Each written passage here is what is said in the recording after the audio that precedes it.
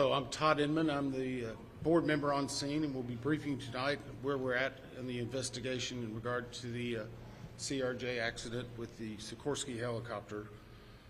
Let me just start with, as usual, our hearts go out to all the families of the victims. In fact, I just spent the last several hours with them before we came here, and I apologize that we had to move this back. But they are one of our primary concerns, along with making sure we get factual information out. They are having it's a hard time for them, obviously. And we want to do everything we can to make sure they get the most accurate information and factual. And has always been at the core of the NTSB mission, our job is to just come out with the probable cause, but then more importantly, make recommendations so that this type of tragedy never occurs again. So today, I know yesterday you saw the chairman, myself, and all the board members here. I just want to let you know they are still actively involved with this. We're just trying to make sure we're dividing and conquering. The chairman and I have had multiple conversations today. She's helped out a lot in making sure we're getting the investigative needs we have. And she's at the command post right now working with some of our people. I'd like to start by just thanking the first responders. When this first happened, a unified command was set up, and we had a lot of important people that came and worked with us. In Virginia, the Fairfax County Fire and Rescue, Fairfax County Fire and Rescue Department, Arlington County Fire and Rescue, Arlington County Emergency Management, Arlington Police, Alexandria City Fire, Alexandria Police, Virginia State Police, the NCR Incident Management Team, the Virginia Department of Emergency Management, the Virginia Department of Transportation, the Virginia Senator Warner's office, MWA's Fire and Rescue Team, MWA Police.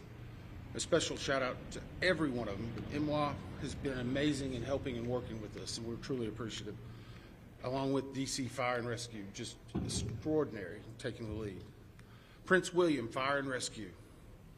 In Maryland, the Montgomery Fire and Rescue, Prince George's Fire and Rescue, Charles County Fire and Rescue, Baltimore Fire, Baltimore Police, Anne Arundel Fire Department, Maryland State Police, Maryland Natural Resource Police, MPD, DCFD, from the federal side, the U.S. Coast Guard, U.S. Army, U.S. Air Force, FBI, Secret Service, Customs and Border Patrol, Park Police, DOD, Naval District Washington, American Medical Response, and yes, the U.S. Department of Labor. All of those have been amazing partners and are one of the reasons why that this investigation continues to progress the way we want it to. As I said, we did family briefings last night, and today there are over 100 family members that are now in the area receiving briefings, and as part of a legislative requirement, receiving family assistance. They have been briefed by the medical examiner, the fire chief, NTSB chairman, and myself, along with the family assistant unit from PSA Airlines. In regard to NTSB staff, all staff are now on scene that have been requested, and I want to point out one specific staff member because we're doing a joint NTSB and DOD investigation. The NTSB actually has a Black Hawk certified pilot on staff, on our personal staff, based out of Alaska. Once we realized the dynamics and the intricacies of the Black Hawk, we have brought that member in. They are on scene now, providing direct technical assistance to the NTSB. Now, it does not mean that the DOD is not working and helping with us, but in order to maintain our independence, we have our own Black Hawk certified pilot in the working group for helicopters. Regarding salvage at this point, the Navy Supervisor of Salvage is conducting salvage operations at the current time. Barges are en route from Virginia Beach, and we anticipate them to be on scene early tomorrow morning. After their arrival, they will be secured and located, and then significant salvage operations will continue. They are ongoing right now, but this will be the main lifting. It's being done in conjunction with the DC Medical Examiner's Office in order to make sure simultaneously that any additional victims are recovered and immediately turned over to them for identification and returned to their families. SupSal, which is the supervisor of salvage, is also conducting a debris mapping right now. This will help in our post-accident analysis of how the machine actually reacted to the incident. It'll also help us with understanding some of the airworthiness and crashworthiness and human factors. We have right now two distinct debris fields. One that houses the Sikorsky, which is in comparison to the CRJ, a little bit smaller. The CRJ is in another distinct area, and we consider a little bit larger. The good news is, based upon the initial mapping, while there are some small aspects of that debris field, there are large chunks that will be easily recoverable, and it will aid in the investigation when we bring it into the secured facility that will be located here on MWA. That will help us in the close proximity to be able to review and evaluate. Yesterday, we outlined for you a number of groups that have been stood up. A few of them in particular I want to call out, although every one of them have been working very hard. For your edification, the ATC group, Air Traffic Control, has been conducting interviews today. They're ongoing tonight. They will be ongoing for probably the next few days. We've had full cooperation in getting the witnesses that we need to gain those interviews. We will then take that information and match it with other data that we're receiving, and if necessary, conduct follow-up interviews at a later time. Our operations group now has on site an exemplar airplane similar to the CRJ 700. It's on a hard stand here at MWA. They will use that to evaluate cockpit configuration, seating, things like that. So whenever the salvage comes up, we're able to use an exemplary aircraft to match it against examples such as where maybe switches are, navigational aids, electronics. It is almost the exact same configuration as the incident aircraft. I want to clarify one thing. There's been a lot of questions and discussion regarding manifest. Let me make this very clear. The NTSB will not and has not released a manifest. We have not in our history, not in our past. We will not be in this accident. In fact, there's specific congressional language that whenever it is in our possession, it is not available through the Freedom of Information Act. It will not be included in our report. We will not be putting any names of any of the victims. Any release of that information will come from other individuals or groups. Regarding the recorders, as many of you saw last night, we recovered from the CRJ 2 separate recorders. One was a FDFR, that is a flight data recorder. FD. That was actually in what we consider good condition. As part of that process, it was soaked in alcohol overnight. It was then opened today, and we have a high level of confidence that we will be able to get a full download in the very near future. Now, once we do have that download, we will not be releasing immediately the information regarding it. We will have to go through, correct the data sets, make sure they're synchronized. This has approximately up to possibly 2,000 data points. Is that right, Bryce? So all of that has to be synchronized and looked at. It's a very laborious practice. It takes a lot of time. Regarding the CRJ's cockpit voice recorder, once it was recovered and opened, we found that it had water intrusion. That is not uncommon. It is not an unusual event for us to receive a recorder with water intrusion. We deal with that all the time. Our recorders division is one of the best in the country, in the world actually. We have recorders sent everywhere, so there's a step. The CVR was soaked overnight in ionized water, at which point The team put the CVR into a vacuum oven in order to extract moisture. They are still checking electrical connections to determine if they're ready to try a download. It is one step of many steps that we will take in order to get that data, but we have a very high level of confidence that we will have it. We just have to work through a number of steps. Lastly, on recorders, the Sikorsky, where the CRJ has two separate recorders, the Sikorsky has a combined cockpit voice recorder and digital flight data receipt recorder. It's in one box. I can report to you now, we have recovered the Sikorsky black box. It is safely at the NTSB headquarters. It will begin an evaluation, just as the other two recorders did last night, to determine when and how to take action. I can tell you from a visual inspection, we saw no exterior damage that would indicate that it was compromised at this time. So we have a high level of confidence that we will be able to have a full extraction from that as well.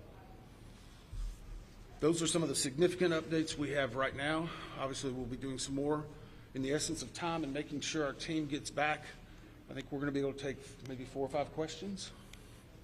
I'll call on you and I'll repeat it. So we'll try to play that game a little bit, please. Right here. Thank you very much. Your name and outlet, please. Jonathan Kersley from Channel 9 Australia. Captain Sully Sullivan was one of the heroes of the incident on the Hudson, that he said we absolutely should be reviewing airspace, not just here but in other places where there's a complex mix of traffic. Is he right? Is there time for a permanent shift in DC and across the country to keep airspace safe and separate between military and civilian air? So the question for those watching, is it this time now for us to possibly deconflict or change some of the airspace where military aircraft operate with commercial aircraft? I can't give you a definitive answer on that. What I can say is in this incident, it should not have happened. We have in aviation what's called a Swiss cheese approach, wherein if something fails, a backup should catch it. Multiple layers of redundancy. It's been a very long time since we've had a major aviation incident in the United States, and that's the reason why it's one of the safest forms of transportation in the country. But the only way they do that is by investigating what happens now and then making recommendations in the future. Again, the NTSB has done 100,000 aviation investigations. We've issued 15,000 recommendations. Over 84% have been accepted. Once this investigative report comes out, we will be advocating probably for years for changes that need to be made, but we'll not speculate on what needs to be done until we have the facts. Right, is there anything obvious? Hey, I'll call on people. Sorry. Dave Jefferson from Reuters. Can you talk about how long you think it will take to recover the debris, how long you plan to be on site, and have you got any early data yet off the ATC tapes? I think that was 3 or 4 together. How long the debris will take, how long we'll be on site, and have we gotten any information off of the air traffic control tapes. The debris, we are hopeful once the mapping is done that it will be done in what I will call quick order. I can make no guarantees of that because first and foremost we need to make every effort and to make sure we're recovering every one of the people that perished in this accident. We'll have some cranes that'll be coming up, and once that happens, you'll see a lot more activity, and we'll be moving that in, but I don't want to give you a definitive time. I would say it will start in earnest probably on Sunday, and it will go through next week, and some of that's contingent upon weather and other things. Regarding the ATC tapes, we've received a lot of different information on ATC, and so I'm just going to preempt it. Off-the-shelf software programs are not always as accurate as the data we specifically get from ADSB, from the black boxes. All of that are factors that come into our investigation. So we will not speculate about ATC tapes that you may have heard and seen online or snippets. We are getting the full cooperation that we need to be able to make an accurate assessment and to make sure what we are saying is factual and that it will help and aid in the entire investigation. You? Todd, Cooper from Channel 7 in Boston. Is there anything glaring from the videos that we've all seen that will tell you that the pilot in the Black Hawk helicopter made a mistake? The question is, based on the videos, have we drawn any conclusions? We have not. We know that there was a significant incident in which the two aircraft collided, a pretty significant fireball. If you will recall, even after the first day, we only had maybe 1 or 2 grainy images that were coming out. We're seeing more and more at this time. So we're still collecting data, but we are not going to opine until we see a lot of other things in there. A couple more? 2 more? Yes, sir. On team with CNN, how critical is it to interview the controller in the tower cam? And how concerning is it to you, the reports that that controller was working 2 positions at the same time? So the question was, how critical are the air traffic control interviews and basically staffing? So air traffic control interviews are critical. That's the reason why there's a process in place. That began immediately after the accident. It was preservation of that evidence. It was immediately taking down notes, getting logs, all that information. We will go back and look at any air traffic controller that was involved in this. We'll go back and look at their past probably 72 hours, even 2 or 3 weeks. We'll look at their training, their hiring, everything, what they probably ate that day. But it is not one point that tells us everything. It's layered into a lot of other information that's very critical. Regarding staffing, the FAA has had a very robust plan in looking at staffing. Obviously, we'll be looking at not only staffing that day, but progressively staffing. How many people, what job functions they were doing. Were they being combined? Were they not? What was the weather outside? What was the number of landings? I recall back during COVID, 1 runway was being used. Runway 1, that was the only one. 33, as traffic came back, started being opened up. So we would look at changes in traffic patterns, construction at the airport, all of that. It all paints a very big picture. Who are you? Sorry.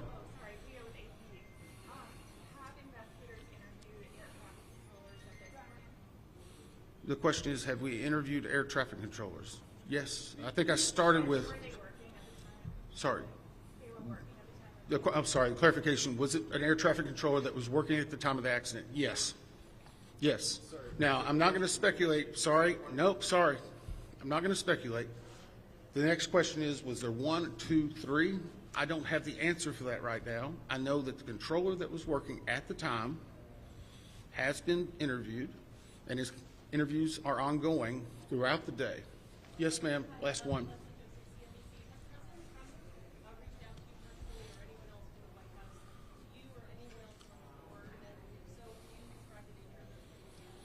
The question is, has anyone from the White House reached out to me or other board members? I won't speak for other board members. I know that the chair did a briefing yesterday. It was publicly discussed and gave some information. I have not received any contact. I'm going to go back to something we talked about earlier. The NTSB is an independent, bipartisan board. 58 years as the gold standard. Our job is to find the facts. But more importantly, our job is to make sure this tragedy doesn't happen again, regardless of what anyone may be saying. Our investigators never want to see this happen again, and I never want to have to go back and brief another set of family like that. Thank you. Thank you very much. Why is helicopters flying above 200 feet?